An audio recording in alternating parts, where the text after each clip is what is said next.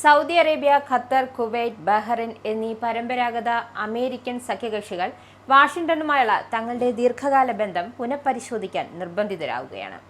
മേഖലയിലെ സമാധാനവും സ്ഥിരതയും പുനഃസ്ഥാപിക്കുന്നതിൽ ട്രംപ് ഭരണകൂടം പരാജയപ്പെടുന്നു എന്ന് മാത്രമല്ല, അനാവശ്യമായ ഒരു പ്രാദേശിക യുദ്ധത്തിലേക്ക് തങ്ങളെ തള്ളിയിടുകയാണ് ചെയ്തത് എന്ന പൊതുവികാരം ഗൾഫ് നേതൃത്വങ്ങൾക്കിടയിൽ ശക്തമാവുകയാണ്.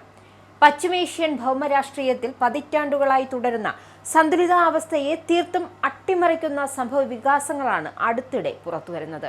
ഇറാനെതിരെ അമേരിക്കയും ഇസ്രയേലും സംയുക്തമായി നടത്തുന്ന സൈനിക നീക്കങ്ങളിലും പ്രസിഡന്റ് ഡൊണാൾഡ് ട്രംപിന്റെ നയതന്ത്രപരമായ പരാജയങ്ങളിൽ പേർഷ്യൻ ഗൾഫ് അറബ് രാജ്യങ്ങൾ കടുത്ത അതൃപ്തിയിലാണ്.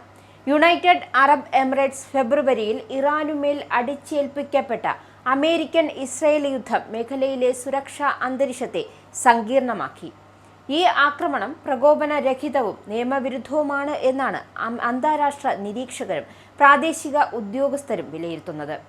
പേർഷ്യൻ ഗൾഫ് രാജ്യങ്ങളിൽ പ്രവർത്തിക്കുന്ന കൂറ്റൻ അമേരിക്കൻ സൈനിക താവളങ്ങളാണ് ഇപ്പോൾ ഈ രാജ്യങ്ങൾക്ക് ഏറ്റവും വലിയ ഭീഷണിയായി മാറിയിരിക്കുന്നത്.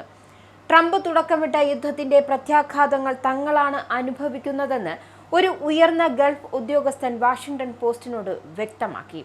അമേരിക്കൻ സൈനിക ഇൻസ്റ്റാളേഷനുകൾ തങ്ങളുടെ മണ്ണിൽ നിലനിർത്തുന്നത് സ്വന്തം രാജ്യങ്ങളുടെ പരമാധികാരത്തിനും സുരക്ഷയ്ക്കും തടസ്സമാകുന്നു എന്ന തിരിച്ചറിവ് ഗൾഫ് ഭരണാധികാരികളെ ആശങ്കാകുലരാക്കുന്നു. ഇസ്രയേലിന്റെ അധിനിവേശ നയങ്ങളും വികാസവാദ താൽപര്യങ്ങളും മേഖലയിലെ പരമ്പരാഗത സഖ്യ സമവാക്യങ്ങളെ മാറ്റിയെഴുതാൻ ഗൾഫ് രാജ്യങ്ങളെ പ്രേരിപ്പിക്കുകയാണ്. ഗാസ മുനമ്പിലെ പലസ്തീൻ ജനതയ്ക്കും തെക്കൻ ലെബനിലെ ജനങ്ങൾക്കുമെതിരെ ഇസ്രയേൽ പ്രതിരോധ സേന നടത്തുന്ന ക്രൂരമായ ആക്രമണങ്ങൾ തടയുന്നതിൽ അമേരിക്ക പൂർണ്ണമായും പരാജയപ്പെട്ടു കഴിഞ്ഞു.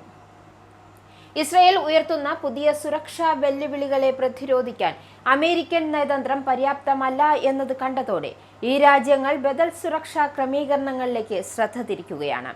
ഇതിന്റെ ഭാഗമായാണ് സൗദി അറേബ്യ, തുർക്കി, പാകിസ്ഥാൻ എന്നീ രാജ്യങ്ങൾ തമ്മിൽ കഴിഞ്ഞയാഴ്ച ചരിത്രപരമായ പരസ്പര പ്രതിരോധ കരാറിൽ ഒപ്പുവെച്ചത്.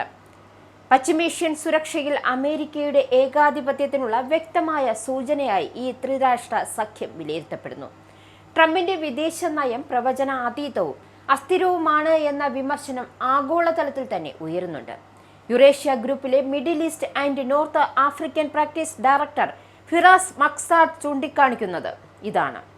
ഗൾഫ് നേതൃത്വങ്ങൾക്കിടയിൽ ട്രംപിന്റെ ഇറാൻ നയത്തിൽ യാതൊരു വിശ്വാസവുമില്ല എന്നാണ്.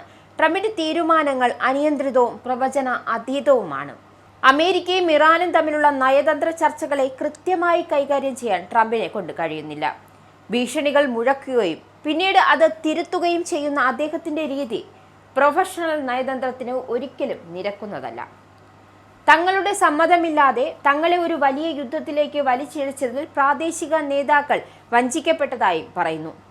അമേരിക്കയിലെ അറബ് ഗൾഫ് സ്റ്റേറ്റ് ഇൻസ്റ്റിറ്റ്യൂട്ടിലെ മുതിർന്ന ഫെലോ അന്ന ജേക്കബ്സിന്റെ നിരീക്ഷണത്തിൽ ട്രംപിന്റെ പ്രകടനം അമേരിക്കയുമായുള്ള സഖ്യരാഷ്ട്രങ്ങളുടെ ആത്മബന്ധം തകർത്തു കളയുന്നതാണ്.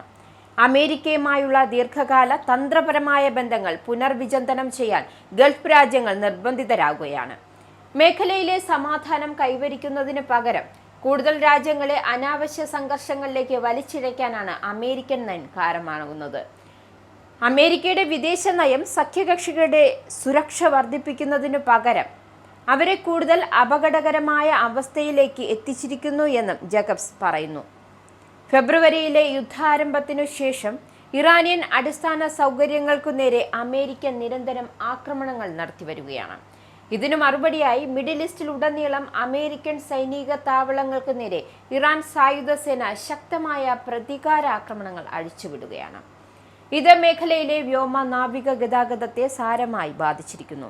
ലോകത്തിലെ ഏറ്റവും പ്രധാനപ്പെട്ട എണ്ണ ഗതാഗത പാതയായ ഹോർമൂസ് കടലിടുക്ക് ഇറാൻ അടച്ചുപൂട്ടിയതോടെ ആഗോള ഊർജ വിപണി കടുത്ത പ്രതിസന്ധിയിലായിരിക്കുകയാണ്. സാമ്പത്തിക തളർച്ച ഭയക്കുന്ന ഗൾഫ് രാജ്യങ്ങൾക്ക് ഈ സ്ഥിതിവിശേഷം ഒട്ടും സ്വീകാര്യമല്ല.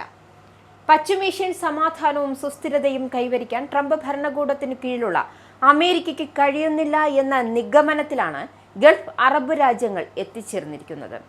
വരും ദിവസങ്ങളിൽ വാഷിംഗ്ടണിൽ നിന്നുമുള്ള അകലം പാലിക്കലും ഏഷ്യൻ യൂറോപ്യൻ ശക്തികളുമായുള്ള പുതിയ സുരക്ഷാ പങ്കാളിത്തങ്ങളും പശ്ചിമേഷ്യൻ രാഷ്ട്രീയത്തിൽ വലിയ മാറ്റങ്ങൾക്ക് വഴിവെച്ചിരിക്കുകയാണ്.